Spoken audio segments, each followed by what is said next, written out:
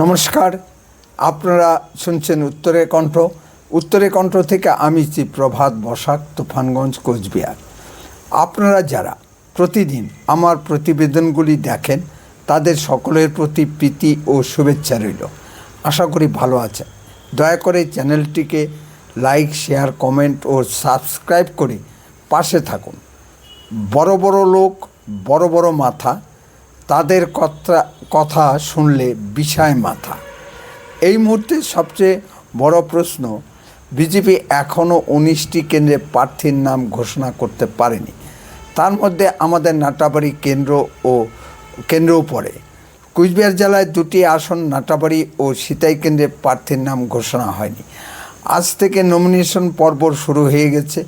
সংবাদে দেখলাম নন্দীগ্রামে মাননীয় শুভেন্দু অধিকারী মহাশয় তার নমিনেশন জমা দিতে মন্দিরে পূজা দিতে যাচ্ছেন এবং দিলীপ ঘোষকে সঙ্গে নিয়ে হলদিয়াতে নমিনেশন জমা দিতে যাচ্ছে। তৃণমূল তাদের সম্পূর্ণ প্রার্থী তালিকা ঘোষণা করে অলরেডি প্রচারে নেমে গেছে, আর বিজেপি নেতৃত্ব বসে বসে আঙুল চুষছে। আদি শব্দটি দক্ষিণবঙ্গীয় ভাষা নয়, এটা সম্পূর্ণ উত্তরবঙ্গীয় ভাষা, তাই বুঝতে অনেকের অসুবিধা হতে পারে। নির্বাচনের আর 20 দিন সময় হাতে নেই। কবে প্রার্থী ঘোষণা হবে, কবে তিনি প্রচারে নামবেন, এ বোধ বুদ্ধি বিহার, উত্তরপ্রদেশ, দিল্লি থেকে আসা কেন্দ্রীয় নেতাদের আছে কি?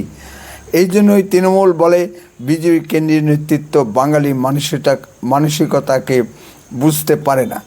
ভারতবর্ষের বাকি রাজ্যগুলোর সঙ্গে পশ্চিমবাংলার রাজনীতি মিলালে বিজেপি বড় ভুল করবে।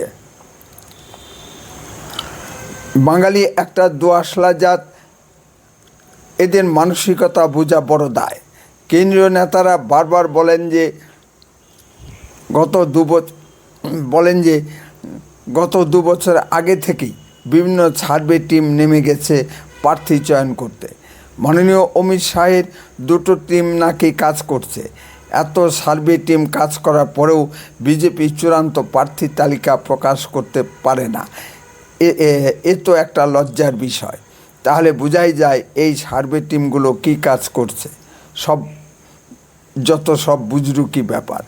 রাজকুমারজি বলে এক ভদ্রলোক বিহার থেকে নাটাবাড়ি দায়িত্ব নিয়ে এসেছেন। তার বক্তব্য, প্রার্থী XYZ যেই হোক না কেন, আপনারা সংগঠনের কাজ করে যান। এই উত্তরে সাধারণ কর্মীদের মনের চিরে ভিজছে না। নির্বাচনে প্রার্থীর গুরুত্ব যদি নাইবা থাকে, তাহলে বিজেপিকে কেন খুঁজে খুঁজে বিভিন্ন পেশায় বিখ্যাত ব্যক্তিদের প্রার্থী করে নিয়ে আসতে হচ্ছে? এইসব অবান্তর কথায় মানুষ ভুলছে না। যে সকল কর্মী নাটাবাড়ি কেন্দ্রে পরিশ্রম করে দলটা গড়ে তুলল, তাদের কি কোনো অবদান নেই? তাদেরকে বাদ দিয়ে প্রার্থী খুঁজতে বাইরের দিকে তাকাতে হচ্ছে কেন? নাটাবাড়ি কেন্দ্রে বিমল সরকার, প্রভাত বসাক, পুষ্পেন সরকার ও সঞ্জয় চক্রবর্তীরা বারোদাস হয়ে গেল। নাটাবাড়িতে বিজেপির ভিত স্থাপন করতে গিয়ে শ্রী বিমল সরকার বা পুষ্পেন সরকার বা প্রভাত বসাকদের প্রাণও চলে যেতে পারত। সিপিএমের বিরুদ্ধে লড়াই করতে গিয়ে চিলাখানায় বিমল সরকারের প্রাণ যেতে পারত। বহরমপুরে পুষ্পেন সরকারের উপর প্রাণঘাতী হামলা করেছে তৃণমূল। বিজেপি নেতৃত্বের এদের প্রতি নজর পড়ে না, কারণ এরা ঘর কামাল। ডাউগুড়ি সঞ্জয় চক্রবর্তীর বিরুদ্ধে 19-এর পরে বিস্তর তোলাবাজির অভিযোগ আছে। শুধু সঞ্জয় চক্রবর্তীকে দোষ দিব কেন? তৎকালীন জেলা সভাপতি ও তার স্বামী সহ অনেকেই এই তোলাবাজির সঙ্গে যুক্ত ছিলেন।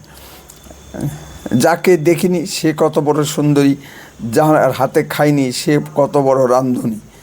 এই বাংলা প্রবাদ বাক্যকে স্মরণ করেই বলতে হয়, বিজেপি কাউকে আর প্রার্থী খুঁজে পায়নি। জানি না বাকি 19টি কেন্দ্রে টিএমসি সব ছাটমালদের ঢোকানোর তালে আছে কিনা বিজেপি নেতৃত্ব। গত বিধানসভায় নাটাবাড়ি কেন্দ্রে এদেরকে বাদ দিয়ে মীর গোস্বামীকে টিকিট দেওয়া হয়েছিল। সে ছিল সদ্য তৃণমূল থেকে আগত। প্রত্যাশা মতো তিনি জিতেও গিয়েছিলেন। ফল আমরা কি দেখতে পেলাম? এই মিহির গোস্বামীরা কোনো অত্যাচারিত বিজেপি কর্মীর পাশে কখনো দাঁড়িয়েছেন কি? তিনি বিজেপি কর্মীদের চেনেনই না। তিনি কুচবিহার কলকাতা দৌড়াদৌড়ি করতেই 5টা বছর কাটিয়ে দিলেন। কেউ একজন একটা সইয়ের জন্য মীর গোস্বামীর বাড়িতে কখনো গেলে তার দেখা পান না। সেই মীর গোস্বামীকেই আবার নাটাবাড়িতে নমিনেশন দেওয়ার একটা অছিলা কিনা কে বলতে পারে। তখন বিজেপির রাজ্য নেতৃত্ব একটা যুক্তি দিতে পারে, কাউকে পাওয়া গেল না, তাই মীর গোস্বামীকেই পুনরায় নমিনেশন দেওয়া হলো। এটা শুভেন্দু অধিকারীদেরও একটা চাল হতে পারে, কারণ কলকাতায় মীর গোস্বামীরা সবসময় শুভেন্দু অধিকারীর পিছনে পিছনে ঘুরে বেড়ায়। কুচবিহার জেলায় বিজেপির 4টি আসন জেতার মতো পজিশন দেখা যাচ্ছে। কুচবিহার উত্তর, তুফানগঞ্জ, মাথাভাঙ্গা এবং মেকলিগঞ্জ আসন। শীতলকুচি আসনে হাড্ডাহাড্ডি লড়াই হবে, কে জিতবে বলা বড় মুশকিল। দিনহাটা আসনে নিশ্চিত প্রামাণিককে প্রার্থী করলে হয়তো সেয়ানে লড়াই হতো। দিনহাটা আসন কার্যত বিজেপি তৃণমূলকে হাতে ছেড়ে দিয়েছে। সিতাই আসনে বিজেপির প্রার্থী ঘোষণা করতে পারেনি, জয় পরাজয় তো দূরের কথা। কুচবিহার দক্ষিণ কেন্দ্র আসনটি বহিরাগত প্রার্থী নিয়ে এসে বিজেপি কতটুকু কী করতে পারবে সেটা বলাই বাহুল্য। কেউ বহিরাগত প্রার্থীকে পছন্দ করেন না, সে যত বড়ই নেতা হন না কেন।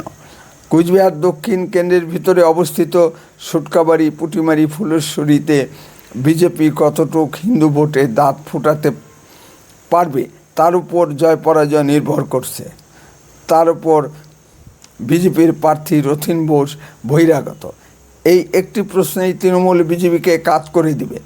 আবার তৃণমূল প্রার্থী হিপি সাহেবও কম যান কিসে। তার উদ্ধত আচরণ এমন পর্যায়ে পৌঁছে গেছে যে তিনি বিচারপতিদেরও হুমকি চিঠি দিয়ে বসেছেন। একজন মাস্তানের যা কাজ আর কি। এই বিতর্ক কতটুকু গড়ায় তা এখন দেখার বিষয়। তবে আশার বিষয়, কুচবিহার দক্ষিণ কেন্দ্রে রবি ঘোষ ফ্যাক্টর কাজ করবে। এটা বিজেপি কতটুকু ম্যানেজ করতে পারে সেটাই দেখার। রবি ঘোষের ডান হাত বলে কথিত খোকন মিয়া কংগ্রেসে চলে গেছেন। যদি সংখ্যালঘু ভোট কাটাকাটিতে বিজেপি বেরিয়ে যেতে পারে তাহলে হয়তো রথিন বোসের একটা সুযোগ হতে পারে। আর নাটাবাড়ি কেন্দ্র তো বিজেপি তৃণমূলকে ছেড়েই দিয়েছে। এখন নাটাবাড়ি কেন্দ্রে যিনি প্রার্থী হন না কেন তিনি কি করতে পারবেন। আমি বিজেপি নেতৃত্বকে অনুরোধ করব, নাটাবাড়ি কেন্দ্রে প্রার্থী ঘোষণা 4ই মের পরে করুন। সিপিএম কথিত সেটিং তথ্য আবার ভেসে উঠুক না কেন, এতে তো নেতৃত্বের কোনো অসুবিধা হবে না। তারা তো কেন্দ্রীয় নিরাপত্তা নিয়ে ঘুরে বেড়ান। যা অসুবিধা ক্ষয়ক্ষতি হবে সাধারণ কর্মীদের। কারো বাড়ি ঘর যাবে, জায়গা জমি যাবে এবং মা বোনেদের ইজ্জত যাবে। আর বিজেপি নেতারা ফোনের সুইচ অফ করে লুকিয়ে পড়বে, যা 21শে নির্বাচনের পরে দেখা গেছে। তখন জেলা সভাপতি কেউ পাওয়া যাবে না বা ফটর বাজ সুভাষিসকেও পাওয়া যাবে না। তৃণমূল যদি আবার ফিরে আসে 21-এর চেয়েও ভয়ঙ্কর পরিস্থিতি পশ্চিমবঙ্গে সৃষ্টি হবে। তৃণমূল বিজেপির বংশ রাখবে না, ধরে নিতে পারেন। এই প্রতিবেদন আমি যা বললাম সব আমার ব্যক্তিগত মতামত। তবে সুখের বিষয়, লাস্ট মুহূর্তে বিজেপি নাটাবাড়ি ও সিতাই কেন্দ্রে প্রার্থীর নাম ঘোষণা করেছে। নাটাবাড়িতে প্রার্থী হয়েছেন গিরিজা শঙ্কর রায় এবং সিতাই কেন্দ্রে প্রার্থী হয়েছেন আশুতোষ বর্মা মহাশয়। যদিও এরা গেটার বংশীবদন বর্মনের লোক। তৃণমূল ও রাজবংশী তাস খেলেছে, তার সঙ্গে পাল্লা দিয়ে বিজেপিও রাজবংশী দাস খেলল। আগে পশ্চিমবঙ্গ থেকে মমতাকে হটানো হোক, তারপর অন্য কিছু ভাবা যাবে।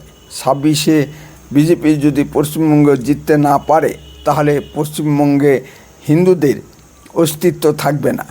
সমগ্র পশ্চিমবঙ্গ জিহাদি শক্তির আন্ডারে চলে যাবে। মমতা ব্যানার্জি নামেই হিন্দু মহিলা, আসলে মুসলিম জিহাদি শক্তির কিরণক। যদি আপনাদের কিছু বলার থাকে কমেন্টে বলুন। আর লক্ষ্য রাখুন উত্তরে কণ্ঠের পর্দায়। দয়া করে চ্যানেলটিকে সাবস্ক্রাইব করুন। বন্দে মাতরম, ভারত মাতা কি জয়।